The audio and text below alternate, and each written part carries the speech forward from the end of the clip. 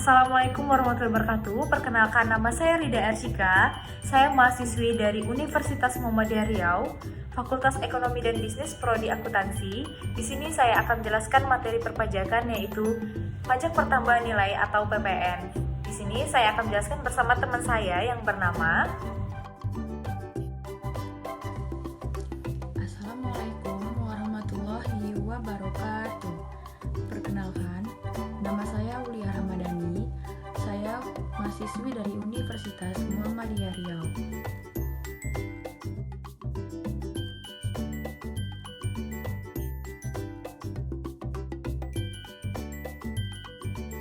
Definisi PPN.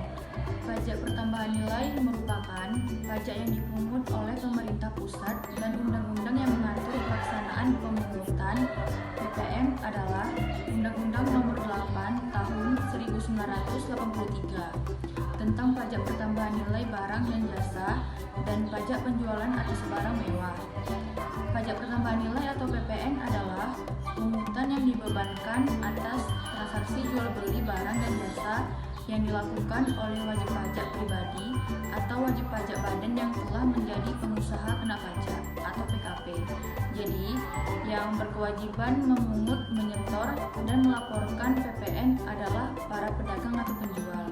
Namun, pihak yang berkewajiban membayar PPN adalah konsumen akhir. PPN atau pajak pertambahan nilai dikenakan dan disetorkan oleh pengusaha atau perusahaan yang telah dikukuhkan sebagai pengusaha kena pajak, yang sebagaimana sudah diatur dalam Undang-Undang Nomor 8 Tahun 1983.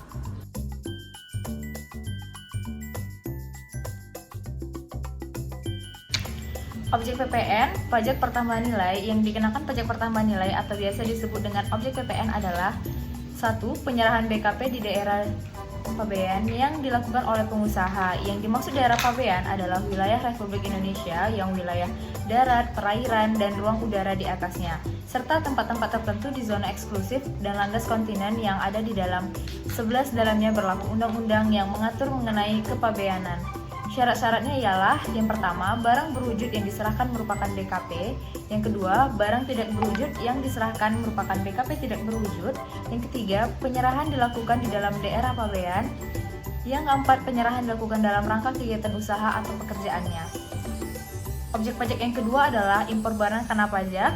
Yang ketiga, penyerahan jasa kena pajak di dalam daerah pabean yang dilakukan oleh pengusaha. Syarat-syaratnya adalah: yang pertama, jasa yang diserahkan merupakan JKP. Yang kedua, penyerahan dilakukan di dalam daerah pabean. Dan yang ketiga, penyerahan dilakukan dalam rangka kegiatan usaha atau pekerjaannya. Objek pajak yang ketiga ialah pemanfaatan jasa kena pajak dari luar daerah pabean di dalam daerah pabean. Yang keempat, ekspor barang kena pajak berwujud atau tidak berwujud dan ekspor dari jasa kena pajak oleh pengusaha kena pajak atau PKP. Yang kelima, kegiatan membangun sendiri yang dilakukan tidak dalam kegiatan usaha atau pekerjaan oleh orang pribadi atau badan yang hasilnya digunakan sendiri atau digunakan pihak lain. Nah, sekarang kita dapat menuntaskan pelaporan PPN melalui online pajak atau aplikasi pajak yang untuk mempermudah dan menghemat waktu secara signifikan.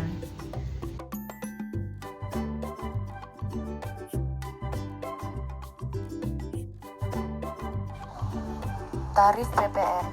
Dasar tarif yang diberlakukan dalam PPN telah dituangkan di dalam Undang-Undang Nomor 42 Tahun 2009 tentang pajak pertambahan nilai barang dan jasa dan pajak penjualan atas barang mewah. Besarnya tarif PPN adalah sebagai berikut. Yang pertama, ekspor barang kena pajak berwujud, barang kena pajak tidak berwujud, dan ekspor jasa kena pajak, tarifnya PPN 0%. Yang kedua, semua produk yang beredar dalam negara Indonesia, termasuk daerah zona ekonomi eksklusif dan kontinen yang di dalamnya berlaku undang-undang tentang kepabeanan, tarifnya 10%. Yang ketiga, barang mewah, tarif PPN paling rendah 10% dan paling tinggi 200%. Yang keempat, barang atau jasa yang dikenai PPN 10% dapat mengalami perubahan. Pemerintah berwenang untuk menetapkan PPN pada rentang 5% sampai 20%. Barang yang bebas PPN. Yang pertama, barang kebutuhan pokok yang dibutuhkan oleh sangat banyak orang. Contohnya, beras, gabah, jagung, sagu, kedelai, garam, baik yang beriodium maupun yang tidak beriodium. Yang kedua, hasil penambangan atau pengobaran yang langsung diambil dari sumbernya. Contohnya, minyak mentah, gas bumi. Yang ketiga, emas batangan, uang, dan surat berharga. Contohnya saham. Jasa yang tidak dikenai PPN adalah sebagai berikut. Yang pertama, jasa layanan sosial. Yang kedua, jasa layanan kesehatan medis. Yang ketiga, jasa finance atau keuangan. Yang keempat, jasa pengiriman surat dengan perangko. Yang kelima, jasa yang kerohanian atau keagamaan. Yang keenam, jasa edukasi atau pendidikan. Yang ketujuh, jasa hiburan dan kesenian. Yang kedelapan, jasa penyiaran yang tidak digunakan untuk iklan.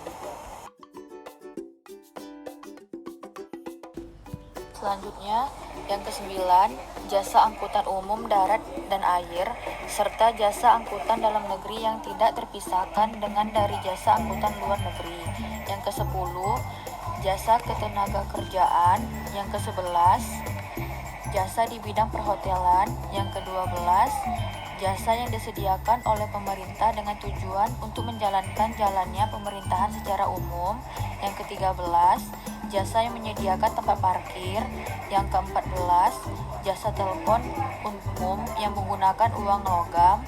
Yang ke-15, jasa pengiriman uang yang menggunakan wesel pos. Yang ke-16, jasa catering atau buka. Selain barang dan jasa yang disebutkan, maka negara memberlakukan PPN atas setiap transaksinya.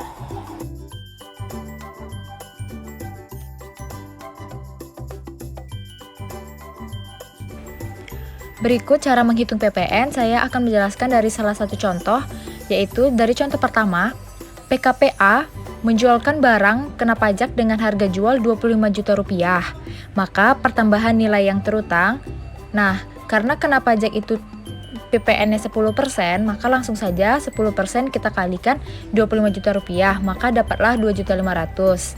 Nah, PPN tadi, itulah dia sebesar 2.500.000 tersebut, yang merupakan pajak keluaran yang dipungut oleh pengusaha kena pajak.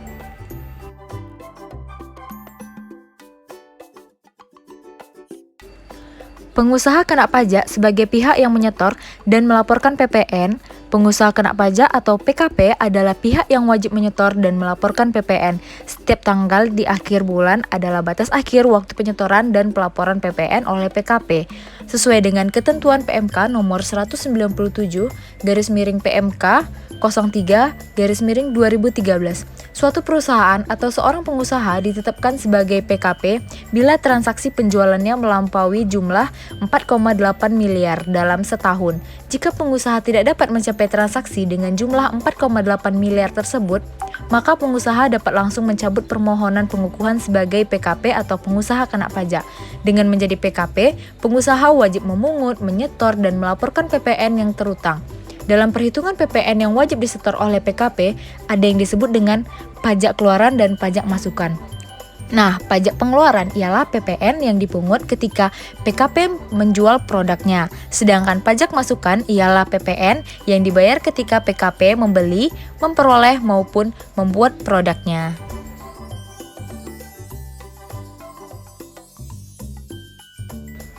Berikut ialah kesimpulan dari PPN. Yang pertama, PPN atau pajak pertambahan nilai adalah jenis pajak yang disetor dan dilaporkan pihak penjual yang telah dikukuhkan sebagai pengusaha kena pajak atau PKP. Yang kedua, batas waktu penyetoran dan pelaporan PPN adalah setiap akhir bulan. Yang ketiga, sejak tanggal 1 Juli 2016, PKP se-Indonesia wajib membuat e-faktur atau faktur pajak elektronik sebagai prasyarat pelaporan SPT masa PPN.